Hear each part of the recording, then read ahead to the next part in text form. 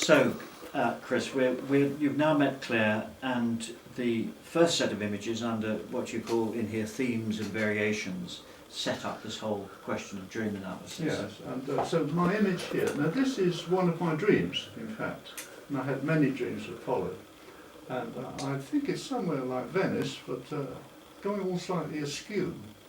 This great leaning over to the left here, as if it's about to fall over the psyche.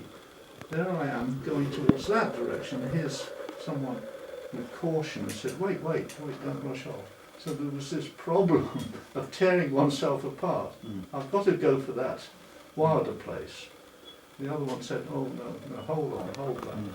Which again, to use the term you've used, mirrors that splitting that we've seen going through the door, sitting on the swivel chair, looking in the mirror. It's here it is again. Well, it is in fact the beginning of the knowledge that I'm quite mercurial by nature.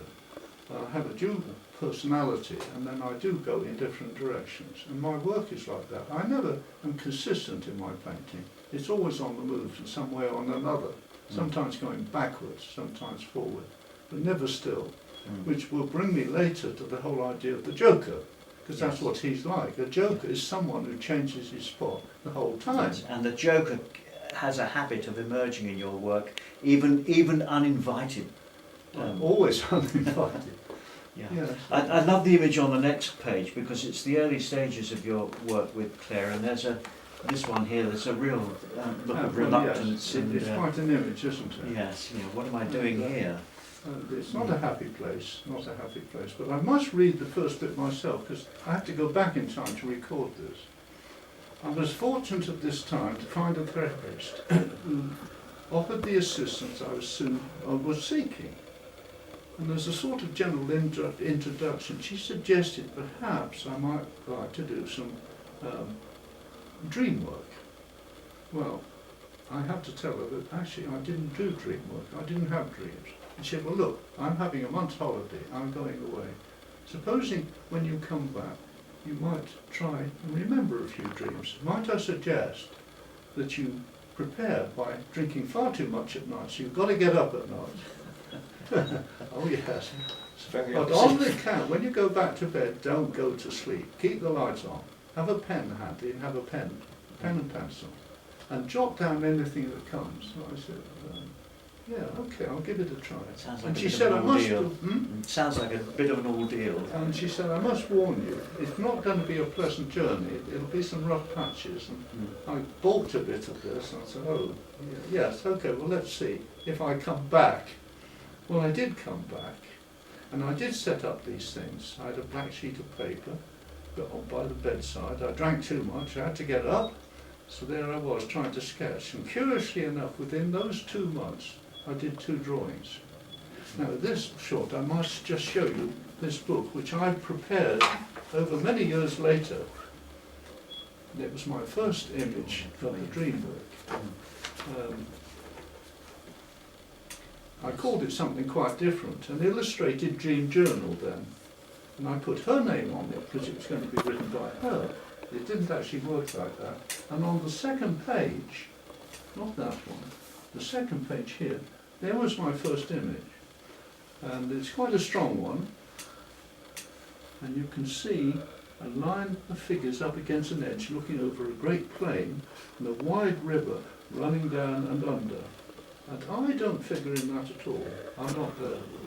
So I'm standing well back, which is true to my nature at that time. And then very spookily, a little bit later, a small image in the bottom corner of me inside the tube, a curious little creature in the tube, a horrendously awkward place to be, a drowning place. It was a horrid place. And that was another dream image. So that was the beginning of my dream work. So let's look back now. We talk about the crude sketches I was doing then. Now who says they're crude? Well, it's some voice in the background reproaching me for this awful work. Of course it wasn't up to the standard of my normal drawing. It was sketches done in the night. And they're not likely to be perfect. They're very crude. And so it went on. And then we have at the bottom of the page a session with my therapist from Dream Journal from 1990 to 92. and I'm looking rather miserable. I've got my knees up, and I'm having a bit of a howl, I think. I didn't want to be there. And she was a very quiet person, didn't say very much. She just waited for me to do the talking, not her. That's the way it's done, of course.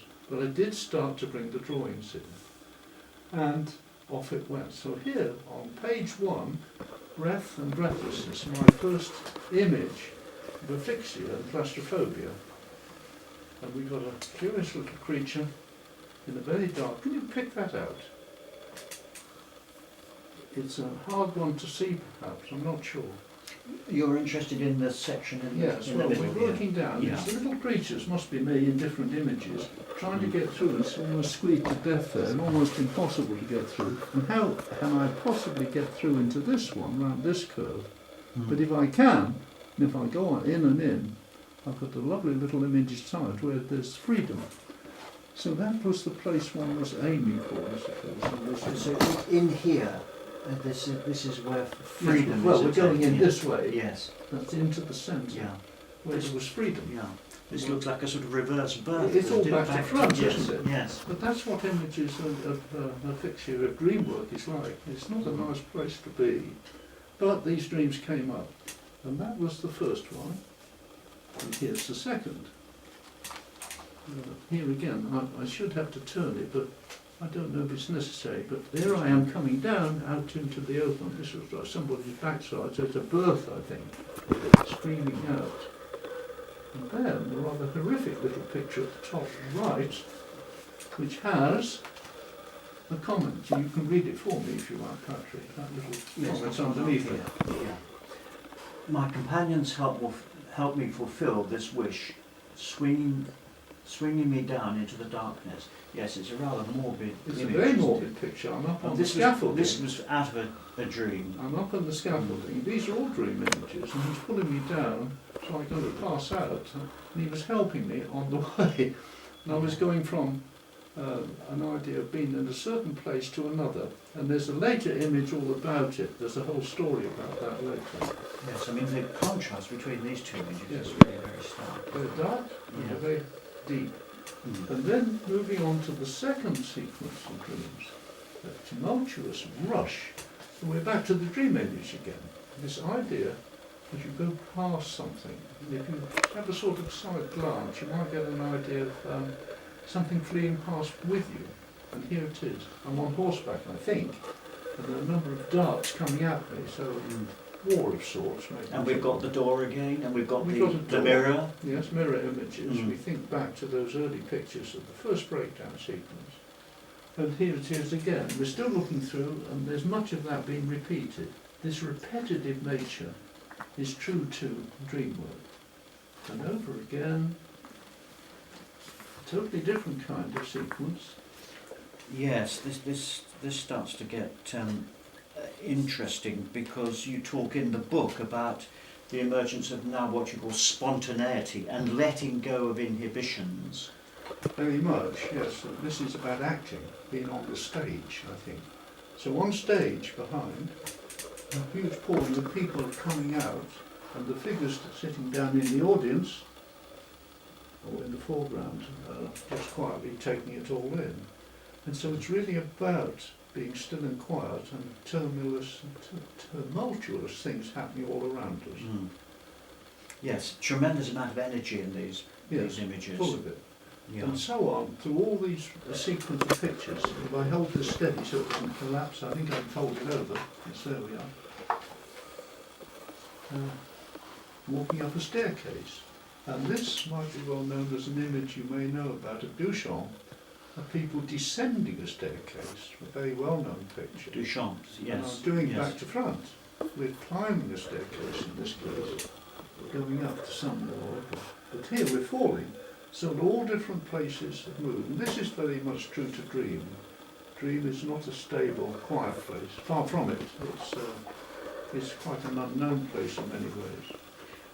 Yes, one thing that perplexed me a little about the images that you've just shown us, the ones with a lot of energy. This one. Yeah, in the book there's an image here where I see the Joker emerging yet again, and you say later destroyed. Oh yes. Can you I just thought it was explain no good. why that was destroyed, Chris? I mean, the Joker is very evident in this image. I know, I'm not sure why I did, but I did.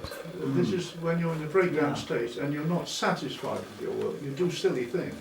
And of course, one explanation is that you're not actually very happy about meeting the Joker at this point.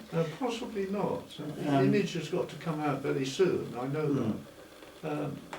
Image, by the standards of some painters like Graham Sutherland, he conjured up images like this, and he called it the unknown.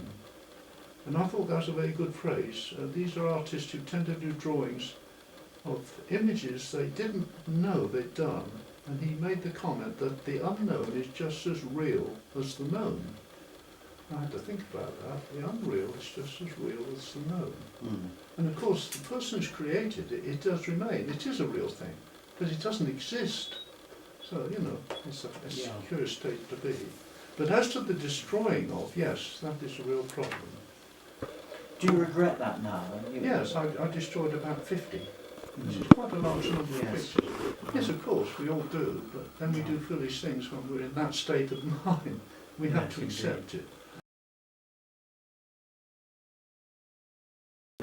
Now this one I prepared not in the usual form, but it's in fact, it's a promotion of my book. It was a section that had a very interesting section in it. And I've chosen one section in it, which I call part 3, which it is, on automatons. Yes. I should explain, I'm now about 15 years of age. I've been in art school. I've learned a bit about perspective drawing. I knew what it was. And Mum back home, she says, I think it's time you got a job. I was 15. No money, so we had to. We weren't well off. Who is in those days? This is the time of the Great Depression, 1920s, 1930s, and gradually we're getting a little better off, but we needed a bit more money. And so, after the forward by Marina Warner, which is a very revealing one about what was going on here, we come to... So Marina Warner's forward is actually right at the front of the book, so people looking at this book... Yes, he introduced this to me, yeah. yes. So here's the sample of what I call automaton. It's quite an interesting picture. You will notice at the top 1, 2, 3, 4, 5 dreams, and those 5 dreams come into this original art book. There were 160 in my first 3 years working with Claire, and they are broken down into parts that fit into the book, and I selected very carefully those that I think were important. And this is about institutions and conformity. And here I've got people crushed together in seats all underneath and things crushing them and pressing down on them. A very uncomfortable place to be. And I was stressing that idea of being pushed into a tough space, not a place I like. Now I should explain, having been to art school, 13 and 14, I was learning a trade of drawing, and perspective is an important one. So I knew a lot about perspective by then. And here we have the first images of perspective in drawings. What I used to call, Yes, school was called technical one at a drawing, time, I was I doing think. them one at a time. So there's Very a precise. gearbox Yeah. for an aeroplane. And I've blown it apart into little pieces. I had to learn how to draw this and how to explode it out. And I think I've got my age there when I was drawing this one. I'm 17, haven't I? Yes, Yes, I'm 17 when I do that. 1943. Yeah. And it's quite a complicated drawing. And all those bits will crush together and meet. But what's interesting is how you analyse them later. So you talk here about internalised conformist formulaic lines, and what you're striving for, as you explained, is to break out of that into experimental approaches. So here, this represents the absolute rigidity of conformism, doesn't it, in one's work? Very controlled. And incidentally, I was a draftsman and I drew, but in these drawings you don't use real drawing pens. You don't use you use tools. You use straight lines, French curves, as they're called. Yes. Yeah. All sorts of things, but you do not use normal drawing tools. They're quite different to that. So this is what I'm trying to do. And on the next one, a linear drawing with a close-up of the gearbox opened up and looking inside it, and various images blown out. Slightly different, some variations on the usual. I should explain, these were done for the benefit of engineers, mechanics, out in the field working, repairing things, and they had to know how to take them to pieces and reassemble them. So everything had to be exactly right. Yes, and as a piece of technical drawing, of course, it's very good. I mean, it does exactly what it's supposed to do. It does. So I had to learn the trade properly, and by then I was probably coming up about 17. And I made comments about, well, let's see, this chap down here. Yes, you talk about the controlling elements of yes. that work. Well, yes, the futurists and so on were doing drawings like this and made interesting comments about it. But I was aware now, by this time, in age, of the, and I'm moving forward now, I'm looking back to my past when I was 14 or 15, and I'm over 70 now. And I'm looking back at what was happening then, and what I was thinking about when I put these into the book. And what I was doing was looking inside things. And I thought, what about if I did that to myself and looked inside myself? What would happen? And so the next drawing, it's quite clear. Hello everybody. Fairly abrupt comment of me blowing myself up, coming out of myself and exploding. There's a little image of the self here, and Yes. things coming out in all directions. And the comment below explains itself really. A projection of the self, which is exactly what happens in these drawings. It's explained. Yes, yeah. An attempt to open out with the wish to communicate with some of the feelings encountered by the embarrassment of dealing with subjects like this. At the time it was only a wish, not a fact, but that's what I was wishing for to happen. And it was as if one might effect a change by showing it in advance. Look out for this strange thing so soon to happen. That's the hope. Anyway, later, another kind of drawing, everything is self-contained, it's not blown out in all directions. What you do in this kind of drawing is cut out parts of the factor so you see the whole thing in assembly within the case. Quite interesting that. These curious twisted things that turn in the gearbox and grind things up. That's for conveying petroleum through the system to oil it properly. And lots of curious little figures relating to that underneath. And then finally, or nearly finally, oh no, we go through another sequence of dream work there. One which is figures number 80 here, is about me being sunken. Yes, now that's down below interesting. ground. This we looked at this a little earlier in an earlier piece. Yeah. You know, here you are in progressively smaller, Everything crushed. squeezed and crushed into a particular space. So there's lots of recurring themes, isn't there, in this work? Yeah. Yes, and which again I suppose is interesting because the technical drawing is about recurring theme as well. You know, the recurring parts, Yes. the repetition of parts. And of course I'm drawing these now in my dream work with Claire, not at all in going back to the past of the early drawing. I'm using freehand drawing now. It's quite a different scene really. So that kind of drawing, and the next one, that curious little figure here, driving a tractor along and spreading the shit around all over the place. It looks a curious little figure on the left, driving a sort of machine along. The muck spreader, yes, yes. The muck spreader. And then another one, topsy-turvy here. Oh, here we are, this way The up. quarryman, yes. Driving again, a sort of tractor system. Yeah. Running And- through his spine and out and along. And what you say in the book here is, for both of these images, is they're both human and machine. So Yes, it's that's as if you're interested in the sort of mechanical parts embodied within the human, which is emerging also That's through right, the living inside that system. Yes, yeah. Yes, this feeling of being part of an automaton, almost, you know. And then on the final page of this sequence, we have a very meticulous drawing on the left, And a cutting very section scary of the drawing on gearbox the out, right. highly detailed and full of interest. I can't remember how I could possibly have done that when I was about nearly coming up to 16. This is the year I was going into the RAF because I was going to be called up. It was it was National Service. National Service. And so I was leading to that. But looking back at that, and the present drawing here of myself, seen as an X-ray, I'm visualising the inside of that machine and the inside of myself.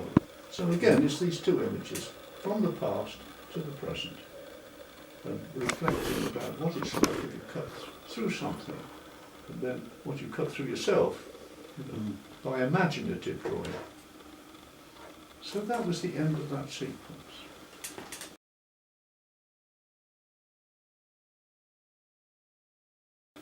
And so, we can move on to the next section, which I called a prophetic dream. Yes. And this is a very important section because at this time, for some reason, I'm not quite sure how it came about. I decided I'm going to give up drawing and I'm going to become a potter. So it's different swing altogether. What a mood. But it started with a dream. There's the dream. It's a curious place, and I thought this was somewhere near Stroud. There's nothing like Stroud around that. That's pure fantasy. But here it is, all the kilns here, and all the ways into the kiln running along the side. And I make a number of comments about it here. And this dream is a stimulus for changing completely from drawing into working with clay. And I knew nothing about the kiln, I knew nothing about pottery. This came into the dream long before I started. So it was a curious thing. I'm not sure if I mentioned exactly when I start, possibly not. Clay as therapy, that was the key to it really. Yeah, you do make an interesting connection with archaeology in here. So you talk about pieces of pottery, pot shards that archaeologists would excavate, and again the sense of fragmentation that comes with examining those.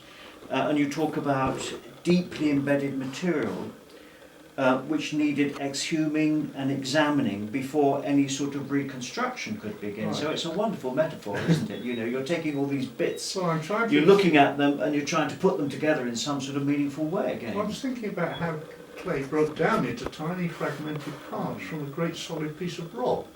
This dismantling and breaking down. And we, as potters, are going to reassemble it all and make it concrete again. I thought that's an interesting image.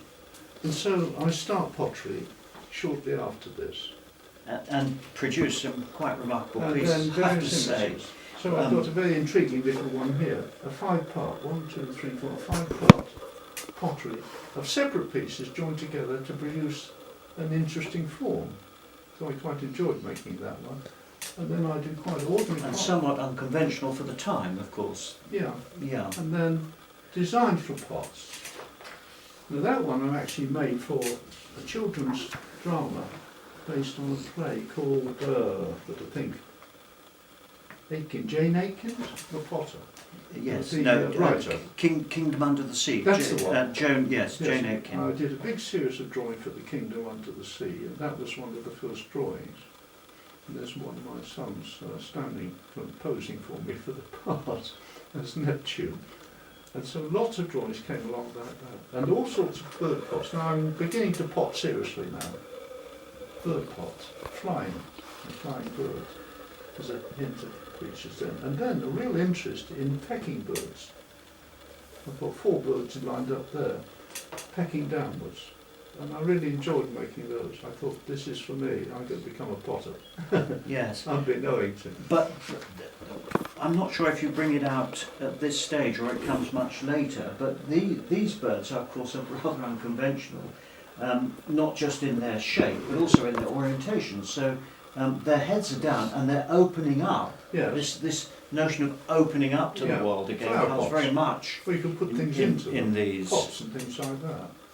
And so I'll just take a few examples of this kind of pottery.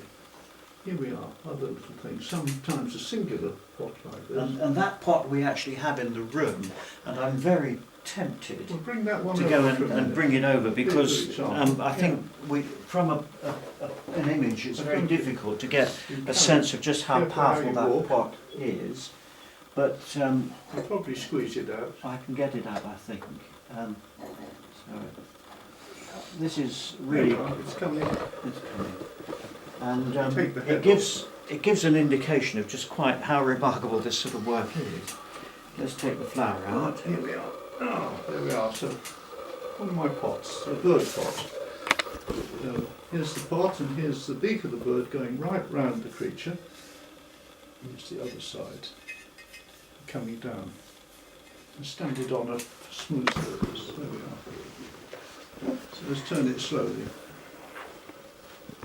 And down the side, fish scales, beaks, eyes. And then something like, oh, you know, the owl, the pussycat goes to sea sort of image. It's a two birds setting sail with the full moon, and as the beak of the bird comes across with this head twisted over, various parts of a hand, either side of the hand, spring forth. So we have a lot going on in that. And that's the sort of picture I began to enjoy making. And you made a lot of these? I made a lot of them, Yes. And I thought, yes, I'm going to be a potter. There was no doubt about that. Put that down there. And let's look at a few of the images that came. Here I make one, a bird pot in the garden. Little bird setting on one. A small one, a little owl I called it. That's a piece of art in its own right there. And then one that came to one of the African countries. I cannot record. I might have written it in somewhere, but I'm not sure. I think it's down here, Yes. the section of where it came. Nigerian. Nigerian. Festival. And Yes. it's a turning pot with various images going around it, beautifully in it. And I copied that. And I went to the Rivers exhibition in Oxford and yes, saw this yes. bird, this creature. It was beautifully made, lovely. Yes. And so I did psychological self-portraits then. I began to move in a slightly different area, you see. And this is the same pot turned round with different appearances of it. Yes. I mean, this is very interesting, isn't it? It can be. To be able to get so many different planes, so to speak, or You're perspectives seeing on totally on- different yes. images as you turn into Do you still have this one? But It's somewhere. It's somewhere. I Yes. still have Yes. it. Yeah. Maybe we can find that for another day, because I'm sure it'd be good to see that as a And see, three-dimensional. now we move into another different area. It's getting a little awkward here, isn't it, with this folding? Here, I can still do it. There we are. This is an interesting piece. You might have to hold it steady. Self-portrait on the left, self-portrait, the third one, and the final one here. And this was based on an image of Francis Bacon. And I was always interested in his work. Mm. He's a very profound potter, and I'd met him at the Royal College, and I was very impressed with what he was painting. And some of these images, I think, picked up in this distortion. Well, not only him, I mean, many other people could be found in this kind of loose work, I think. And that was the final image of it. A very dark side, and then a more placid side here. So, another form of pottery. And then other little images that I did for sale. Here we are. A bird pot, little horse, yoga figure, and then a frog prince. Aqua, I say, Joker. Yes. And Yes. so maybe the little So maybe Joker this is the first point at which there's a sort of conscious he recognition came over of the into Joker, another area. and it's coming out through the 3D I work. think so. It's Yeah. beginning to appear now. Yes. And then one, well, it's very hot at night, and I'm hugging one of the pots in this one here. Pot and his pot. Potter and his pot. Quite an amusing picture, that one. So any excuse for doing drawings of this kind came out here.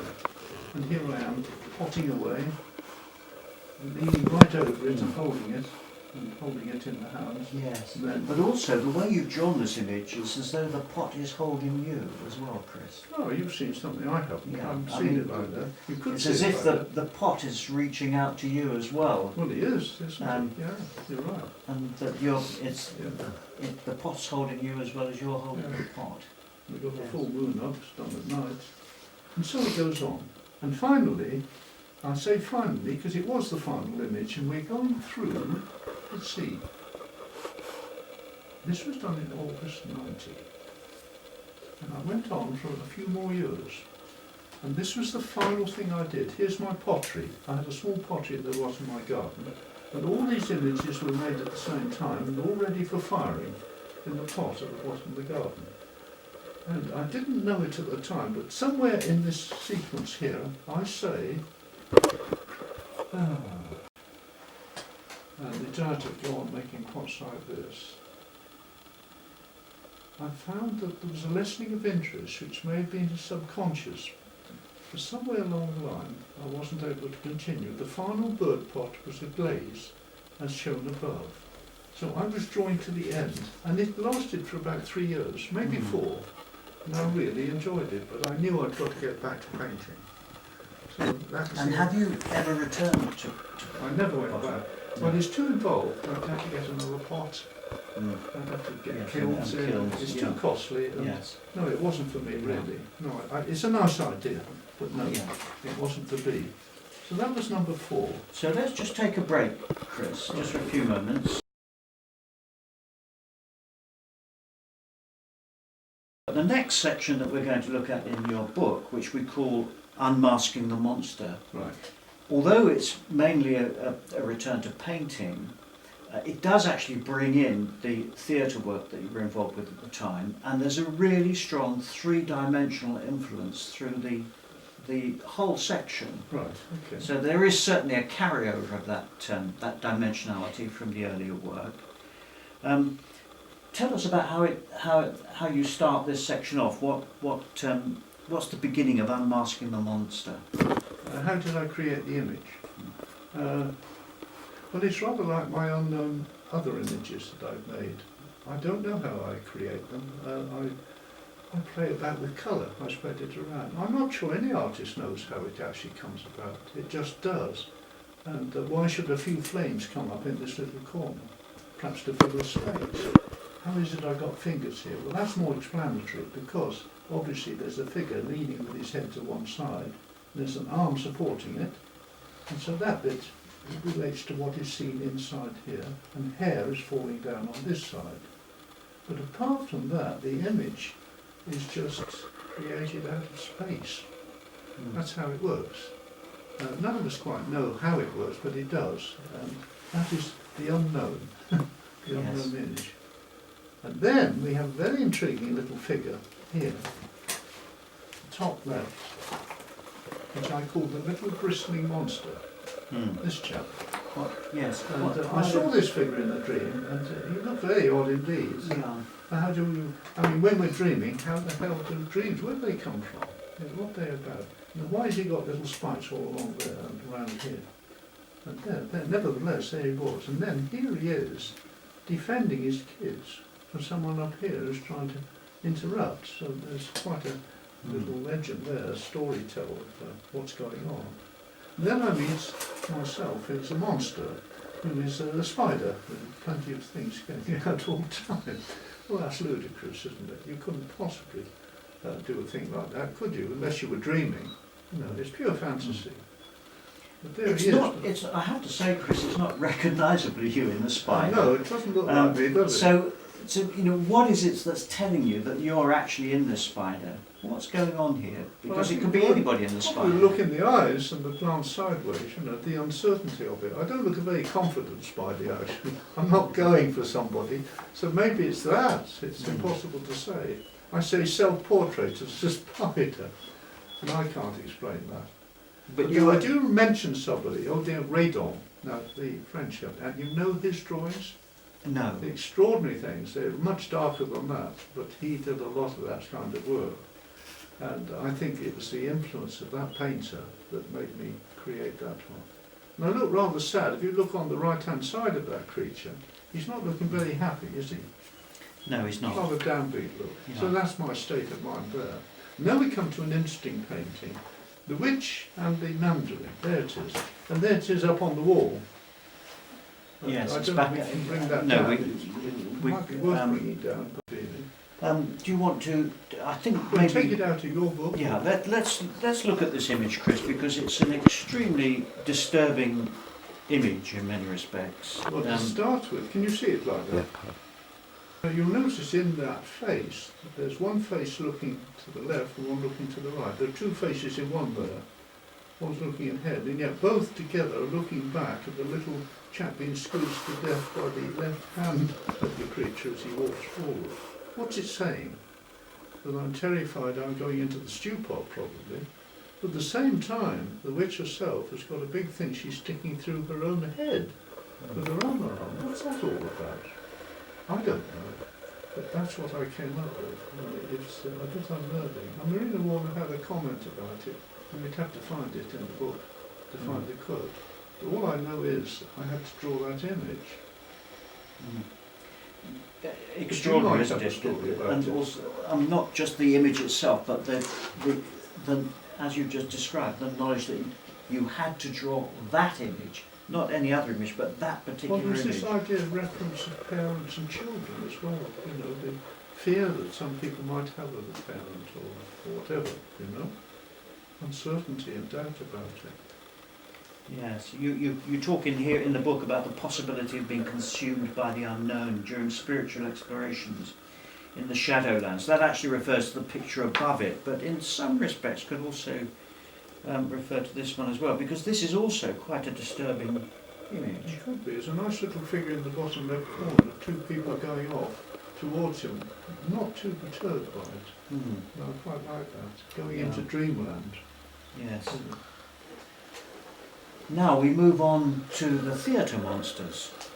Yes, I worked in the theatre, in school theatre that is, not professional theatre. I did a lot of work for theatres for a long time. And these are some of my images which I made. This was quite a tall figure. And in fact I was inside that one myself, acting the part. The lobster monster. Yes, for the, what was her name, the author of the piece. And I think I've written it up, let me just check on that. The Kingdom Under the Sea. Yes, it's the Kingdom Under the Sea again. It's the whole, yes, the whole sequence is about that. And the other one comes from the myth of the friar. This large drawing here comes from another story altogether. The name is somewhere tied up in that text. I'm going to find it here. My memory's slipped up. The giant brown. Oh, it was for Persephone. Doing the drawings for Persephone. And it was far too ambitious. In fact, it never happened. But I did all the sketches think it was going to. And then this extraordinary creature here, with the long snout and little arms and hands, someone was able to get inside that costume as well. So they're very complicated costumes, as you can see. But in a sense, they're all benign because when they're being used in school theatre, they're all things that people can feel quite comfortable with. Yes, but when we turn the page, and then we're in a slightly darker place here. We come into a very different set of images. Dark, aren't they? Yeah. Yes, not at all. And we've got the recurrence of the skeletal forms again. Not a nice character. Some of the repetitions. I mean, these are really quite. And this is a frightening little one.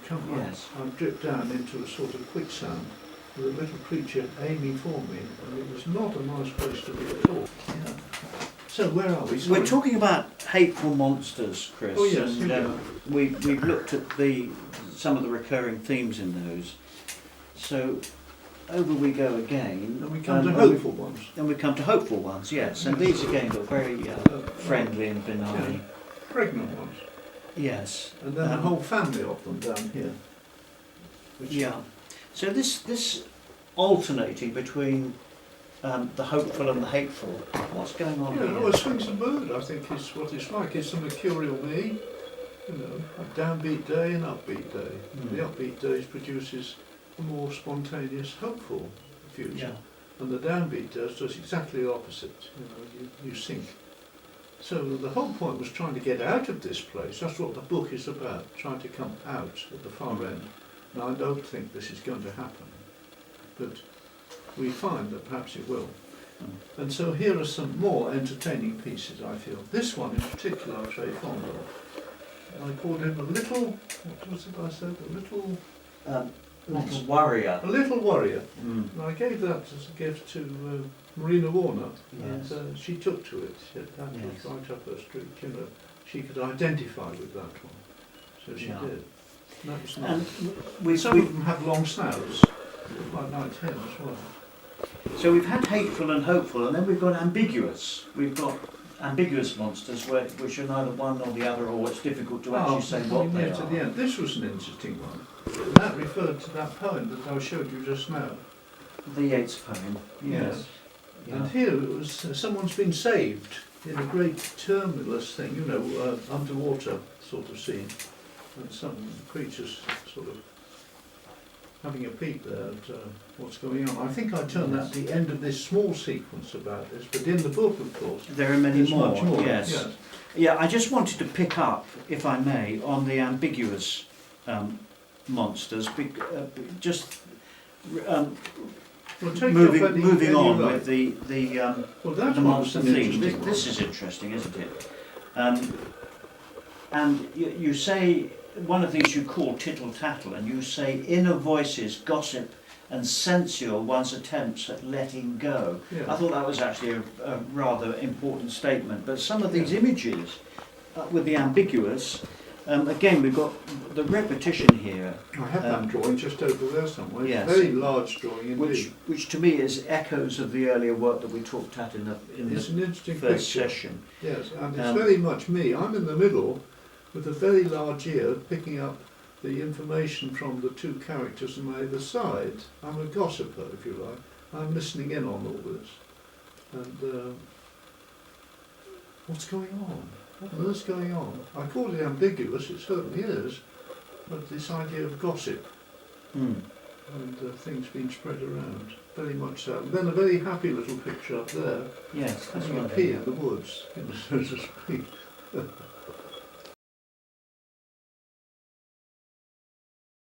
Chris, we've moved through the monster phase. Well, we can The move next to section in the book is Well, that's an important. metamorphosis. Let's go back one page. There's a very important image. This one here. Well, both of them really. Yeah, well, I've marked something here, which I think the bottom one might yes, be a good one. birthing place. It really needs Birthing place for new ideas. Might If need I'm to prepared to venture enough, you say. It might need to read the poem of that, but it's a bit long-winded. And I don't know we could Yeah. have time. It's about going to the underworld. I went down to New Zealand, so I'm going to the other side of the world. And I take a dive. There's a particular very black river in the Lake District, the biggest and deepest. And I can't remember the name of it. It's the deepest river near... no, it's gone. It's gone. But anyway, the very idea of stepping into that water was anathema, horrid. Couldn't bear the thought of it. But in my dream, I do. I take the dip. And it's here. Yeah. Yeah. And I go down, and I found on the other side it's all right. So things are reversed. And the figure on here is a very large feminine figure leaning over. And here I am dipping. And the poem there, the Black Pond, what the dream, that's what it's all about. Yes. Buy the book. Yeah. Let's just stop a moment, Chris, because the squeak is your hearing aid towards the end of the absence of light section. Let's look at the beginning of that section, because the image that you've got, the darkness at noon, I think is really quite important. Yeah, it is. It's a very strong one, really. This is another dream one. You notice I put the dream number up, so if it's got a number there, that refers to the book, the Joker itself, the complete context of the Joker. And I've drawn it out as a separate context here. The darkness at noon. And in this one, I'm standing. The sun, I cannot see. The blackness is so total, even in sunshine. Let me hold up the It's image a very here. dark place indeed. Yeah, we've got the two now. Anyone who's been in deep depression always believes that they can't see the light, you know. And Churchill himself said he was covered in a black hood.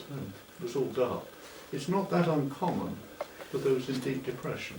And this section, that there's an awful lot of blackness in it, isn't there? Well, on There's the next swimming page is pool. quite an important Yes, I mean, series of pictures. Yeah. This one, here's a black pool. People are all the way around it. And here we are, two people looking over and wondering how on earth anybody's got the nerve to go into such a black pool. No thank you, sort of feeling. And so many little images. There's one here of me suddenly became surrounded by the images, and of this hole in the middle. and I'm diving into it. So I'm looking rather disconsolate, not a happy place. Right, so we're moving on then, Chris, to metamorphosis. Here I'm drowning in water, surrounded by things, a pair of tits and so on. So it's a feminine thing as well, isn't it? Lots going on there. And the repetition again of the body shape in that image. And then on the next drawing there's this rather curious little thing that we hadn't looked at. We looked on the page opposite, and I'm going to New Zealand. I spent a long time in New Zealand. I went there for 5 months. And it was the thought of going that long distance. I was travelling alone, and I was going to sketch over there for a long period of time, which I did. And I envisaged going to rather dark holes. And as I go in, I find a little sequence of babies down in the corner, or very young children. And they're in a dark place as well. So what's it all about? I think here I say a little bit about it. Well, you do. Let me read what you say, Chris. You say, a birthing place for new ideas, if I'm prepared to venture enough. Yes, well, this is the problem. Could we face this sort of thing? This is the problem. Can we look on the dark side a bit more? And so I go into the dark side. But also there's the metaphor of undertaking the journey, isn't there?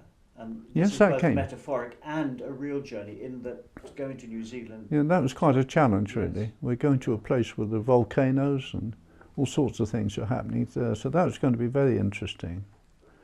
And that took us closely to the end of a sequence. I think it does. So that closes that, and we now come to metamorphosis, yes? Yes. Right. Section 7. This is a rather interesting portrait, I think. I don't know if you want to introduce it yourself and just describe it briefly. You can see, we'll look at the pictures, but I'm the 6s and 7s, and I'm trying to draw myself here. I'm pretending, in a sense, that I can't draw in the dream state. And I think I've got a dream number to go with it in the top corner. Dreams 67, or 65 and 7. 64 and 67. And I'm at 6s and 7s with myself here. What am I trying to do? An attempt to draw? And it's rather fierce. It's rather funny as well, these rounded eyes and the gritted teeth and the pencil held in the hand here. And then we go up here, and here I am scribbling myself in all directions, all round, trying to make sense of it. In the final bottom drawing, I'm stretching myself out, I'm showing my kidneys or livers or whatever inside the body. So it's a right mishmash of things going on it. Looking at the images, I'm reminded of medical diagrams. Medical diagrams showing internal organs. And so that was that section of it. I think you'd have to read the copy carefully to follow it fully. And then, when I get there, I start to find images. Oh, you've got another images. Yes. So what I've done is extract from the books and show different images of myself until I come to one extraordinary picture, which I find impossible to account for. This No, one here. Yes. that one in Metamorphosis, I'm referring to something I read many, many years ago by Kafka, where one of his images becomes a creature like this, crawling along the ground. Do you remember the title of it? No, I don't. But I think I've written it in here somewhere. I think it is in here. Just here. Somewhere just down there. I should know it by now. Well, let's pick up on a few other things that come out of this. I mean, clearly it has some relationship with the earlier monster images, and even some of the 3D costume work. You talk about it being a hermaphroditic figure, unconsciously merging of male and female identities, which it clearly does. And you talk about slow down if you wish to move without falling apart. So it's as if all that energy that you were talking about earlier, if it moves too fast, it causes all the fragmentation, and you're just saying, hold back a bit, just hold back and retain some shape or form, rather than letting all of this fall into the what it looks like a sort of disorganized heap at But you could even say it might refer back to that picture where we were talking about machines and so on, and the monster bursting out of himself. But in here, in a slightly more horrific sense, I've got my trunks on here and my feet. That's fine. Then, as I come out at the top, it opens up, and I've seen a little thing coming down like a stethoscope, making contact with the ground. I noticed that as a fact. Or is it an umbilical cord? Yeah, quite. Yes. And I've got teeth here. I seem to be touching the ground, and everywhere along there's contact with the ground, so that seemed to be important. But outside that, I couldn't explain it. I do remember the dream of somebody who turns into, what does he turn into? It's, you asked earlier about Kafka. It's Kafka's metamorphosis. He turns into Yes. a monster. Yes. So that was that, and it was an interesting image, but And God you knows hadn't- where it came you from. tell us that you hadn't read the story for over 40 years. No, so I don't think the memory was that strong, really. Then we turn a page and we get chaos down in the front of the people watching on stage, and much to their amazement they come to hear something, and all the instruments are stored away in the gangway here, all covered up. Nothing's happening on stage. Disorder. What's going on? You know, so that was But you just told us earlier about the pit orchestra and how abruptly it all came to an end. You've got it in there, haven't you? I haven't got it here. The talk is so that your parents then had to find different work because they could no longer be. So maybe that's also part Well, of maybe the, that came into it, yes. You've got the drawing of the dream that side, haven't you? There you are. Yes. Yes. That's too faint, I think, to get a strong image from it. Although the next page, you'll find a better one. It's a bit pale. You turn a page, I think you'll find a better image of it. There we are. And you see a lot of queer shapes of members of the orchestra trying to cope. This is the one here. And on the right-hand side, I've got some of the members of the orchestra as I saw them at that time. So we've got drums, cellos, brasses, and woodwind, all lined up together. Instruments taking human form. Quite an interesting in many image, I thought. cases. Yeah. Yes.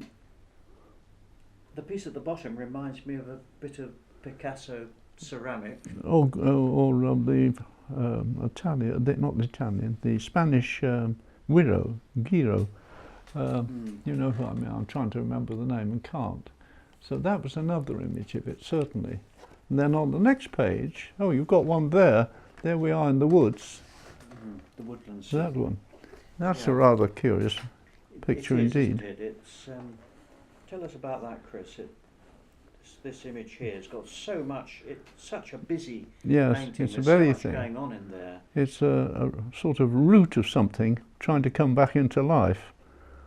Yes, I mean there's a face emerging. There's a lot of emergence in this picture, isn't there? There's a face emerging here, or is it a female body that's emerging here? There are bodies emerging from this everywhere, it seems to me. Yes, there's a lot going on. Limbs coming from all directions. And then we come to the image on the other side, which is a very dark place indeed. Because here we're in a bath. That's what it seems to be, because it was a dream after all. We seem to be in a bath of sorts. You see the outline of the bath here, and there's a figure sinking, and he's lost all his parts down here, and he's floating down a plug hole, and he's clinging on for dear life. It's a pretty horrible place to be. And then I found a very strange image, which happens to me sometimes. I turned it round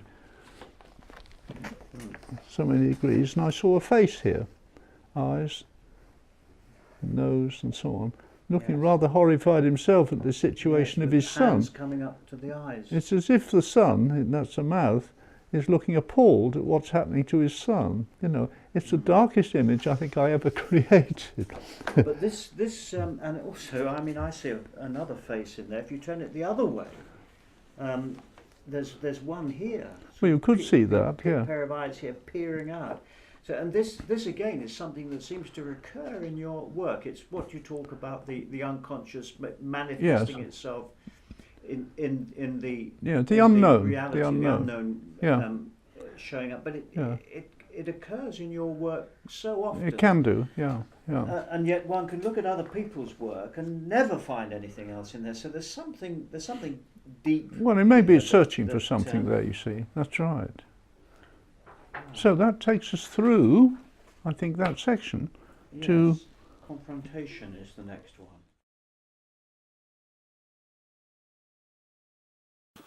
You're I wanted resolution of this picture, and I thought the way to do it was a kind of hugging image, and here was an early drawing. Here's a print of it, here as well. And I called it reconciliation, and that's what it was. If you look carefully, there's a little figure sleeping at the top over these two. They're embracing each other, and they become friends. And I realised it's me in touch with myself. So it was me all the time. I was the cripple.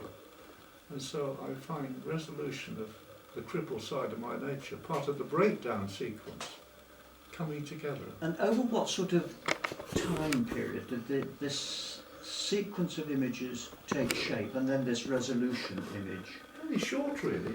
Probably in about 3 or 4 months. Or was that a long time in your time? What was the role of Claire in this process? You presumably were talking this through with her. I brought it to her. No, she never saw that image, actually. Right. No, I wasn't with her all the time. When I went to New Zealand, for instance, Yeah. I was away from her. I wasn't there all the time. I had So this really is, this is resolved from within. Yes, this is Yes. very much a personal Yeah. resolution to deal with it, really. In that sequence, yes, very much. And I think I end up with a rather amusing one. Other confrontations, turn it over on its side, and here we are. Dogs fighting each other, a rather jolly picture. Everyone's have Yes. a go at each other. It's quite an amusing picture. I don't know if you've got it there. I have got it, should be. yes. Yeah, you call it the animal fight, and it is. It's more. There's more amusement in it than. I think so. It's a letting go. I than think aggression, more I fun think. was needed Yeah. here, Yes. really. So that's what you've just said is interesting in the sense that you've resolved this confrontation through the image you looked at earlier, and now the subsequent images of confrontation are much less threatening. There is almost a resolution in the image itself. Yeah, well, I think it's where one is coming out of it, and a bit of uplift was occurring, and yeah, things aren't so bad after all, you know? It's coming through. I think Yes. that's what was happening there. But that was the end of that.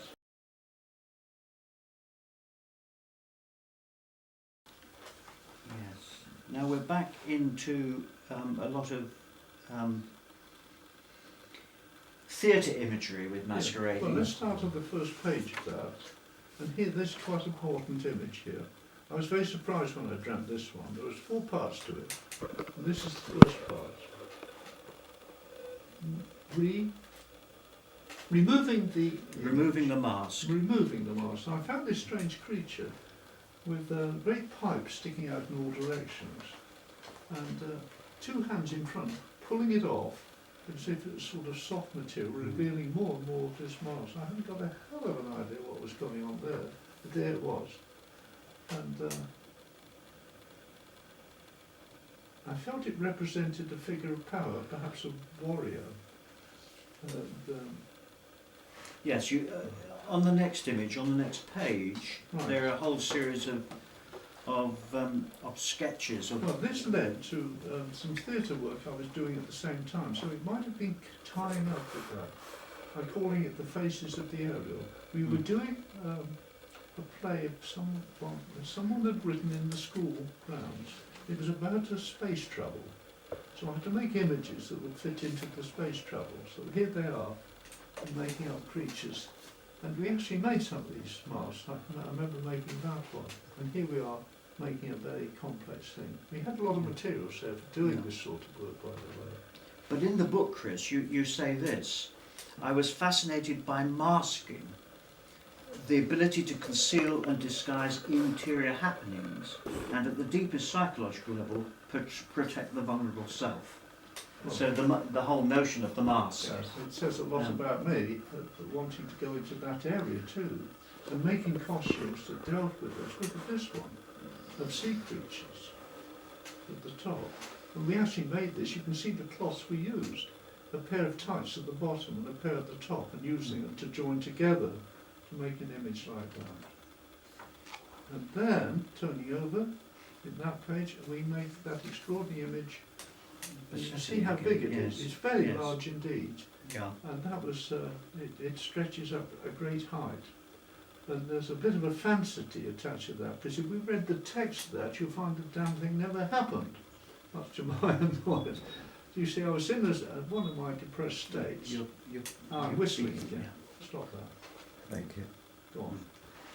I must remember that. So it never happened, Chris. It never happened. Tell us why. Well, the person, I had to get a cameraman in, and I had to get a little orchestra. And I think I paid £20. In those days, £20 was a lot of money for a 1 hour session. I thought it was a lot of money. And the recorder wasn't pleased with it. And said we'd have to do it all over again. And in dismay, I thought, I can't afford to do it again. So that's the first part. And then the choreographer, who was going to do all the design and movement, she skipped. She broke off with her husband and fled down to the Isle of Wight and never came back. So I thought, this is hopeless, it's a write-off. I had to apologise to the chap who'd written the music for it. It was a nice script. And end of story, it never happened. But I'd made all these things, so you see a certain amount of fury and annoyance. And here are some of the costumes I made, and the length I went through. Yes. And that's the sort of stupid state I could get into in a breakdown state. And So would you say almost obsessive? yes, very much Yes. so. I think one Yeah.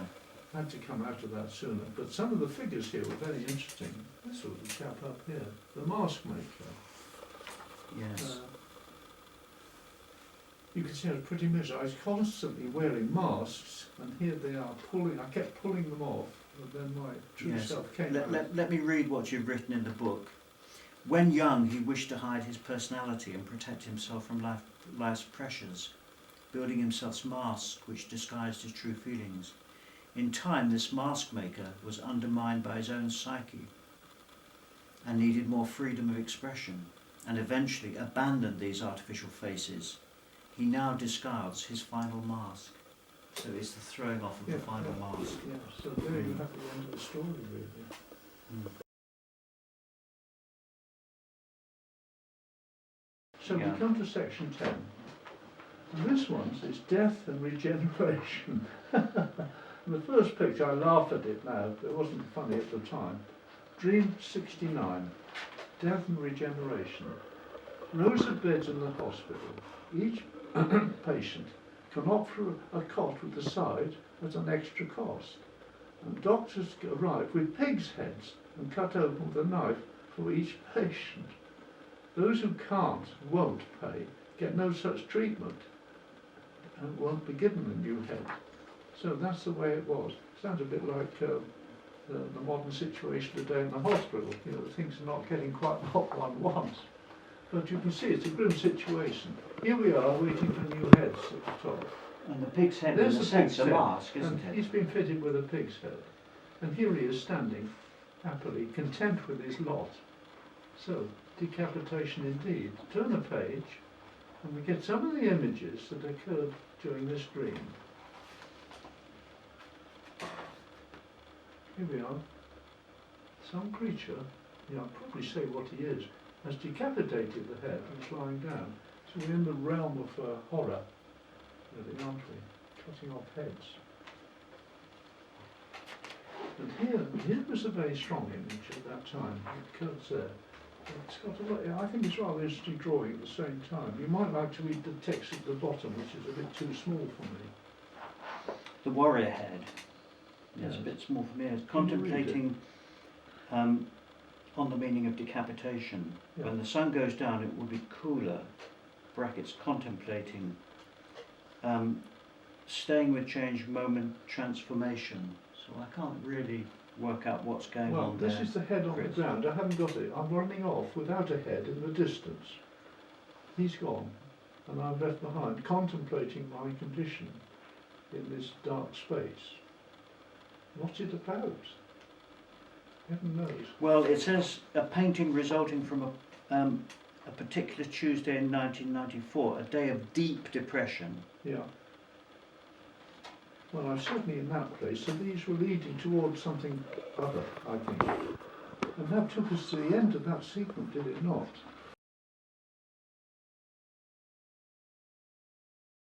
very powerful image indeed for me.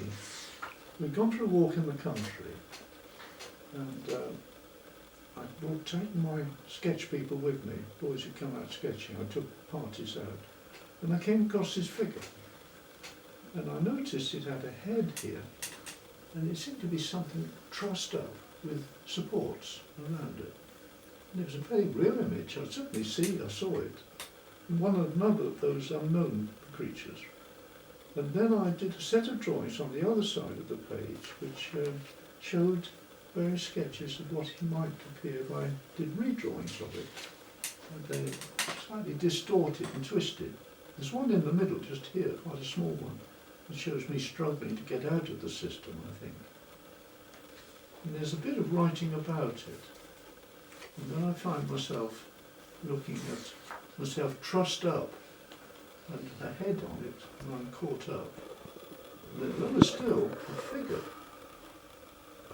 wreathing away in a very unpleasant position indeed. What on earth was all that about? It's impossible to know. But if you turn it round, You can see the upside down image. it's a horse. You've got the horse. But it was a horse all along, of course, wasn't it? So, yes, you can see it that way as well, can't you? Yes. But that takes us to the end of the dream sequence, except for one page which is on the back. I think that's the end of the sequence. And that came right at the very beginning of our situation when we went down to the bottom of the garden on the break house day. Do you remember? Yes, but back in 1980. Yes, and there we are, back in the same situation. It's a very strong, powerful colour. And it rounded out that sequence, I think, dreamwork. Yes, I mean, but interestingly, it's a much more complex image because there's so much in it. I mean, there is a young child here, isn't there?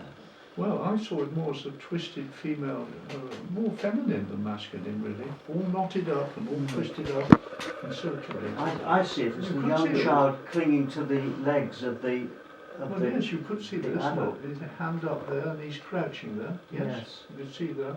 Yeah. And the face looking up, reading here, hands all up. It's a very Yes. powerful picture, I think. It's up there on the Yes, side there. and also a very feminine It is very section feminine, of this So image it's, here. it's really, So it's got the Unknown. ambiguity as well. yeah, unknown um, identity, really. Yes. But it rounded out the sequence of dreamwork rather well, I think. And that really brings us to another point, a point in your work where we move on to something really quite different, which is Yeah. where we're going to go in the next session. Yes, quite. Yes. Very darkish place indeed.